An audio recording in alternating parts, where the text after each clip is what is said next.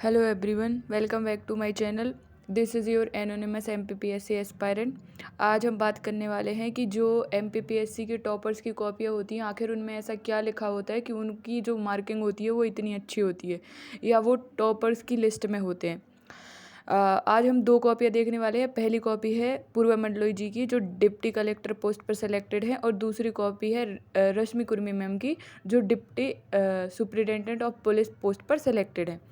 हमने क्या किया है, दोनों के ही ज्योग्राफी के 10 मार्कर क्वेश्चन लिए हैं, क्योंकि हम अभी ज्योग्राफी पढ़ रहे हैं तो हमें ज्योग्राफी समझने में थोड़ा आसानी होगी इसके लिए। तो जो पहला क्वेश्चन है पूर्वा मंडलोई जी मैम की कॉपी का, उसका जो क्वेश्चन का टाइटल है वो आप देख सकते हैं आपकी स्क्रीन पर। वो है भारत फ्रेश वाटर संसाधनों से संपन्न है। आपको इसका सावधानीपूर्वक परीक्षण करना है कि क्या कारण है कि इसके बावजूद भी भारत में जलाभाव है।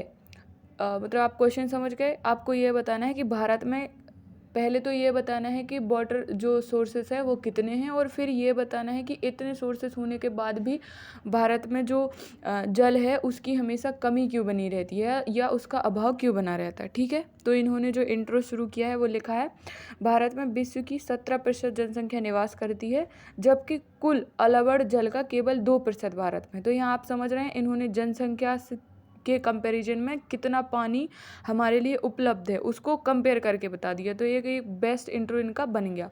उसके बाद इन्होंने एक कमेटी है भूजल आकलन समिति। कौन सी कमेटी है? भूजल आकलन समिति, जिसकी एक रिपोर्ट के अनुसार जो डेटा है कि 11,600 बिलियन क्यूबिक मीटर जल संसाधन भारत के पास हैं, ये इन्होंने लिख दिया है। तो इससे क्या हो रहा है, आपकी जो बात है उसको ऑथेंटिसिटी मिल रही है। मतलब आप जो भी बोल रहे हो वो ऐसे ही हवा में बातें नहीं दे रहे हो, आपने उसको प्रूफ कर दिया है कि देखो ये डेटा है, इतना पानी है, और ये मैं आपको प्रूफ करके बता रही हूँ। तो इसलिए इनका इंट्रो कैसा हो गया, एक बेस्ट इंट्रो हो गया।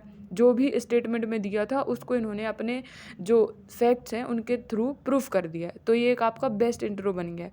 अब इन्होंने नीचे लिखा है कि भारत में अलवड़ीय जल की उपलब्धता कितनी है। मतलब अलवड़ीय मतलब जो जल लवड़ीय नहीं है, मतलब मीठा एक तरीके से, उसकी जो उपलब्धता है वो कितनी है। तो वो दो तरीके से बता दिया, एक भूमिगत जल के तौर पे और एक सतही जल के तौर पे।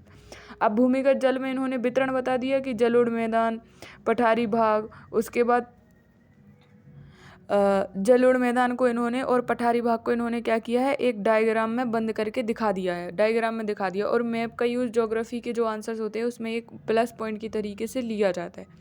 दूसरा सतही जल में इन्होंने बता दिया कि कहाँ मिलता है, नदियाँ, मैदान, तालाब, झरने, यहाँ से। इसके बाद इन्होंने बताया कि जलोढ़ मैदानों में जो कुल भूमिगत जल का 45% जल उपलब्ध है। इन्होंने बताया कि जो जलोढ़ मैदान है वहाँ पे जो टोटल लैंड वाटर है उसका कितना पानी मिलता है, 45%। तो ये अगेन एक और फैक्ट दिया है जो इस क्वेश्चन से रिलेटेड है और इम्पोर्टेंट है। तो ये पहला पेज इनका ऐसे हो गया। अब हम दूसरे पेज पर देखेंगे। अब इन्होंने जो जल अभाव के कारण पूछे गए हैं उनको डिटेल से बताया कि आखिर जब इतना सारा पानी उपलब्ध है तो फिर जल अभाव इसके बाद भी है क्यों। तो उसमें इन्होंने क्या लिखा है, पहला रीज़न तो लिखा है कि पॉपुलेशन बहुत ज़्यादा है। बिल्कुल सही है, क्योंकि पॉपुलेशन बढ़ रही है। उसके बाद है जनसंख्या की तीव्र वृद्धि। उसके बाद है कि जल का क्या होता है, अदक्ष उपयोग। मतलब हम जल का बहुत दक्षतापूर्ण उपयोग नहीं करते, हम उसको बस बहाते जाते हैं बिना ये सोचे समझे कि हमें उसकी कितनी ज़रूरत है। मतलब दक्षता के साथ उपयोग नहीं करते हैं। फिर कृषि में लिख दिया कि 80% जो भूमिगत जल है उसका उपयोग तो कृषि में ही हो जाता है। फिर जल संरक्षण और जल संग्रहण का अभाव, जैसे rain water harvesting, check dam वगैरह, ये सभी जगह नहीं बने हुए हैं। मतलब जहाँ जहाँ इनको बना हुआ होना चाहिए था, अगर वहाँ बने होते तो हम वाटर को कंजर्व कर सकते थे। एक बता दिया कि जल प्रदूषण। अब जल जितना ज़्यादा गंदा होगा वो उतना कम यूज़ कर पाएंगे, तो ये भी बिल्कुल सही रीज़न है। फिर लास्ट में इन्होंने लिखा तकनीकों का अभाव। उसके बाद इन्होंने इसको कंक्लूड किया है कि हम उच्च ऊर्जा दक्ष तकनीकें अपनाएं जिससे फ्रेश वाटर उपलब्ध हो पाए, तो फिर ये जो जलाभाव है ये कम हो सकता है। कंक्लूजन ठीक है। हाँ, हालांकि ये और भी बेहतर हो सकता है। हम इसमें जो क्या बोलते हैं जल संरक्षण की तकनीकें हैं उनका नाम लिख सकते थे। जैसे इन्होंने लिखा है कि जो उच्च ऊर्जा दक्ष तकनीकें हैं तो हम उनके नाम दे सकते थे, हाइड्रोपोनिक्स, या जो भी आप पढ़ते हैं अपने उसमें रेन वाटर हार्वेस्टिंग वगैरह, वो भी हम यहाँ पे दे सकते थे। तो ये एक बहुत अच्छा आंसर है। अभी आपने जो आंसर देखा ये पूर्व मंडलोई जी मैम का था, ठीक है। अब इसके बाद हम एक दूसरे कॉपी देख रहे हैं, ये रोशनी कुर्मी मैम की है, जो कि अभी डीएसपी की पोस्ट पर सिलेक्टेड है। इनके में जो क्वेश्चन था वो क्वेश्चन आपको दिख रहा होगा, आपदा प्रबंधन एवं मौसम पूर्वानुमान में सुदूर संवेदन की उपयोगिता समझाइए। क्या करना है, डिजास्टर मैनेजमेंट और जो मौसम की भविष्यवाणी करते हैं उसमें जो सुदूर संवेदन है वो कैसे हेल्प करते हैं। तो इन्होंने इंट्रो में क्या किया, पहले तो सुदूर संवेदन ही बता दिया कि सुदूर संवेदन क्या होता है, एक डेफिनेशन लिख दी। उसके बाद सुदूर संवेदन का एक डायग्राम बना दिया, ये एक प्लस पॉइंट होता है।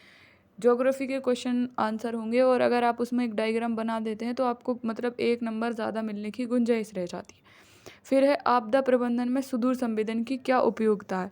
यहाँ इन्होंने बताया कि जो आपदा प्रबंधन है उसमें सुदूर संवेदन कैसे हेल्प करता है। तो आपने पढ़ा होगा कि जो आपदा प्रबंधन है उसके जो चरण होते हैं वो 3 होते हैं। एक तो होता है आपका आपदा पूर्व चरण, एक होता है आपका आपदा के दौरान का चरण और एक होता है आपदा के पश्चात का चरण। तो इन्होंने तीनों में लिखा है, आपदा पूर्व में क्या कर सकते हैं, आपदा के दौरान क्या कर सकते हैं और आपदा के पश्चात कैसे रिमोट सेंसिंग हेल्प कर सकता है। तो इन्होंने सारे डायमेंशन कवर कर दिए।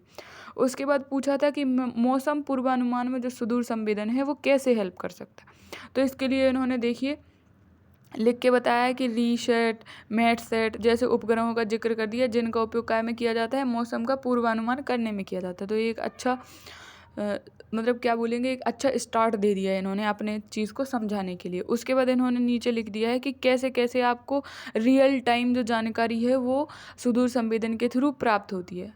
इसमें एक नोट लगा है, ये आपको कार्यक्रम बताए गए हैं कि आप कौन कौन से कार्यक्रम लिख सकते हैं। तो ये भी मतलब ये लिखा जा सकता था तो नंबर शायद थोड़े और ज़्यादा मिलते। उसके बाद इन्होंने कंक्लूड कैसे किया है, इस प्रकार सुदूर संवेदन की उपयोगिता आज कृषि विकास, नगर नियोजन, संसाधन प्रबंधन, खनिज उत्खनन हर क्षेत्र में किया। उसके बाद इन्होंने सुदूर संवेदन का और कहाँ कहाँ उपयोग किया जा रहा है उसको बता दिया है कंक्लूड करने में।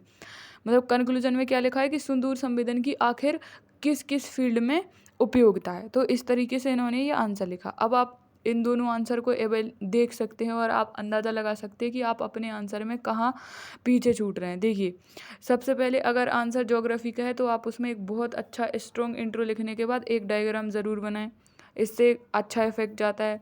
उसके बाद एक जो पूर्वा मैम के आंसर में आपको लग रहा होगा थोड़ा सा मिसिंग है कि एक बहुत अच्छा कंक्लूजन भी तैयार करके रखना है इस टाइप के हर एक टॉपिक के लिए। और उसके बाद रोशनी मैम के आंसर में आपको दिख रहा होगा कि उन्होंने जो डायग्राम बनाया है वो कितना स्पष्ट डायग्राम बनाया है और कितना अच्छा बना रहा है। वो आंसर की जो प्रेजेंटेशन है उसको आपको देख के ही समझ आ रहा है कि यहाँ पे कुछ तो हमने सुदूर संवेदन से रिलेटेड बात की है। फिर वैसे ही इनका जो कंक्लूजन है वो आप देख सकते हो कैसा है कि आपने उसमें उनके उसके और जो उपयोग थे वो बता दिए हैं, ठीक है।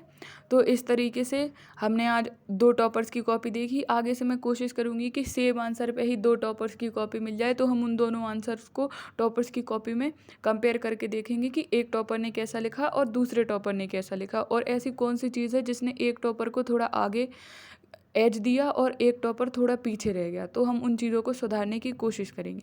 उम्मीद है कि आपको इससे थोड़ी बहुत कुछ हेल्प हुई होगी।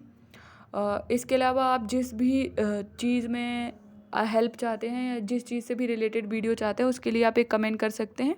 मैं कोशिश करूँगी कि उस चीज़ पे आपके लिए एक वीडियो लेकर आऊँ। Thank you very much. Channel को सब्सक्राइब करें, शेयर करें, कमेंट करें, अपने दोस्तों से भी शेयर करें।